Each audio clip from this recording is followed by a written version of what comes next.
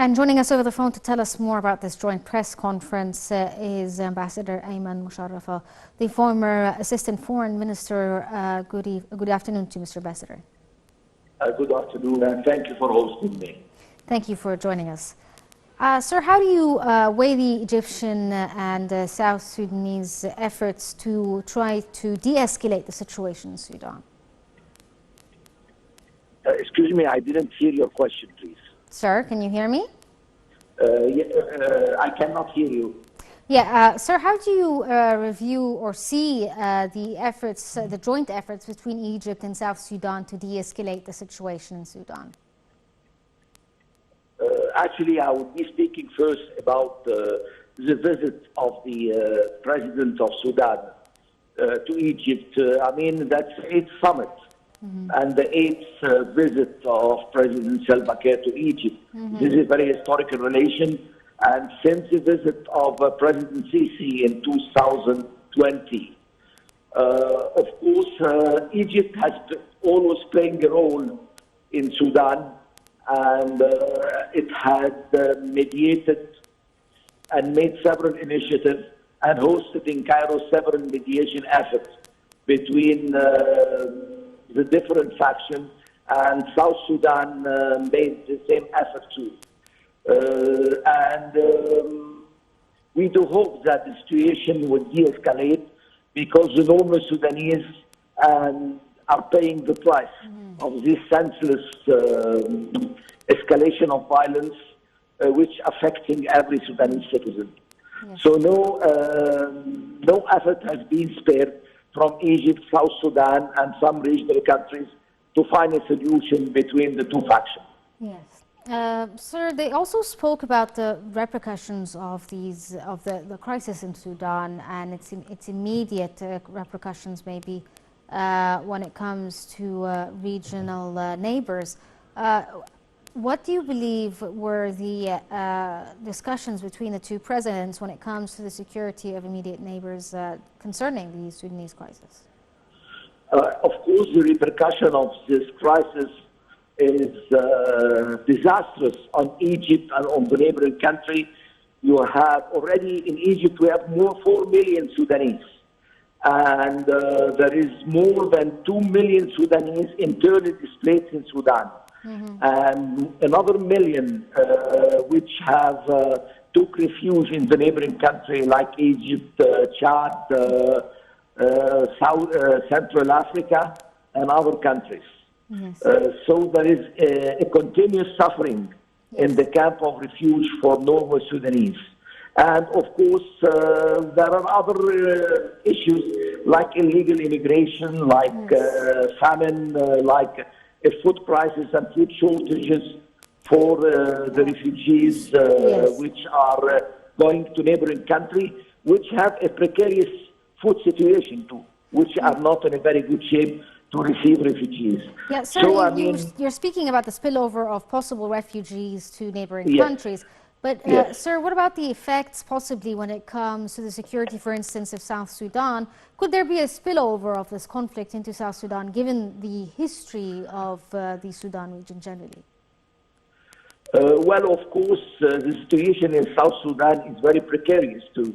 I mean, you had many tribal and political problems in South Sudan. And the government of South Sudan is trying to control, I mean, the different factions.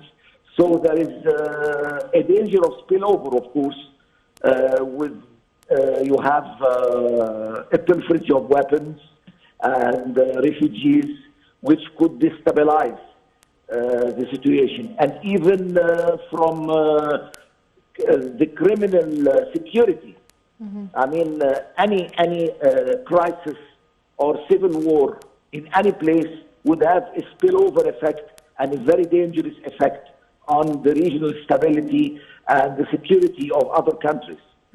Taking in account that South Sudan really is a country which is newly independent, 2011, and it has really suffered from a long history of fights between tribal factions and military faction and military militias. Sir, what about, they spoke about the idea of finding some sort of mediation process or intensifying these efforts rather than, as they described, resorting to violence, generally speaking, and arms. Do you believe that the Egyptian and South Sudanese sides will somehow find ways to create some sort of mediation process, a round table for the fighting forces within the Sudan? I think that Egypt and South Sudan is the most credible and the most knowledgeable country who is eligible to make this mediation, because we know the different factions and we know their tendency and we know the facts on the ground. And both countries are really concerned about the stability and the welfare of the Sudanese people. So, I mean, there is no country which is concerned about solving this problem, because we don't have secret or hidden agenda. The only thing we have is the stability and the welfare of the Sudanese citizen, who is very dear to us, because we have been living along the Nile River 5,000 years. So nobody cares about Sudan like Egypt, and nobody cares about Sudan like the South Sudanese, who were in the same countries like 2014, Yes. till 2011, sorry. Sir, they also spoke about the idea of not heeding to foreign forces when it comes to flaming the conflict itself. Do you believe that, I mean, given the situation now as well with Gaza, I know this is not related, but Yes. the world's eyes are right now on Gaza and the focus is there. Given the messages that President Abdel Fattah al-Sisi gave and what President Salva Kiir also talked about when it came to foreign forces, and that there is not a lot of focus on what's happening in Sudan, do you think the situation could get worse since, no one's really focusing on what's happening there? Of course, I mean, the Gaza saga have stole the screen, and the interest of the international community is solving other conflicts. Not only Sudan, you have the Ukrainian crisis and other regional crises. Because, I mean, the crisis in Gaza, or I could not say crisis, the mass murder and slaughter in Gaza is really paining the international consciousness and is attracting the media like a magnet. Because what is happening is not realistic. So, I mean, of course, this will have an effect of the attention and the focus of the international community on the Sudanese crisis. That's why I'm saying the regional country, they are the countries which are more interested and have an agenda to solve the problem of Sudan, because they are really the victim and the losers of such a crisis and the ongoing bloodshed in Sudan, unfortunately.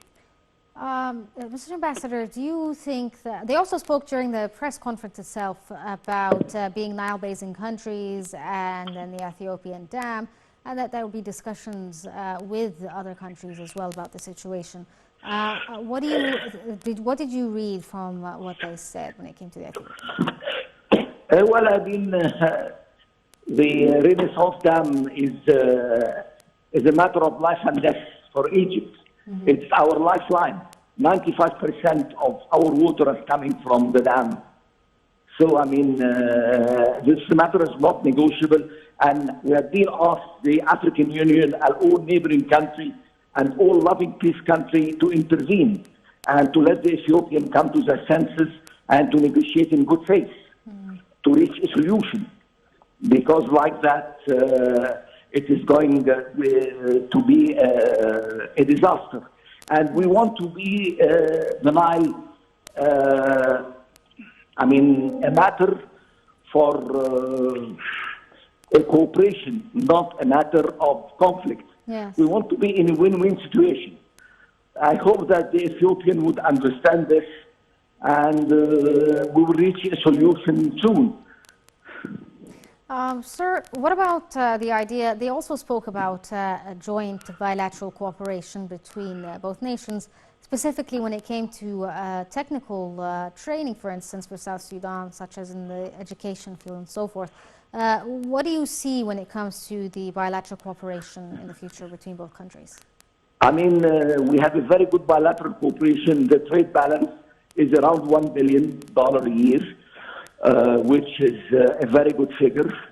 And we have a technical program which involved agriculture, which involved electricity, petrochemicals, and other area of cooperation. I mean, we are extending the Egyptian expertise to our fellow brother in South Sudan in many, many fields. And even we have a branch of Alexandria University, which would be, I think, open very soon, an engineering and an agriculture university to start with. Yes. So, I mean, there is a great deal of cooperation in every field, and the field of pharmaceutical too. Yes. Here's to hoping for greater bilateral cooperation between two nations. This was Ambassador Ayman Mosharafa, the former Assistant Foreign Minister. Thank you so much for joining us over the phone. We're gonna take a look at the next report, which is Foreign Ministry describing the call of an ultra-right Israeli minister to drop a nuclear bomb on Gaza as evidence of the extent of deviation and extermination ideas of some decision makers within the Israeli government. The Foreign Ministry spokesperson Ahmed Abu Zaid, in a short statement, said that it is an international community's responsibility to firmly confront this discourse of violence, hatred, and racism. Here's the story.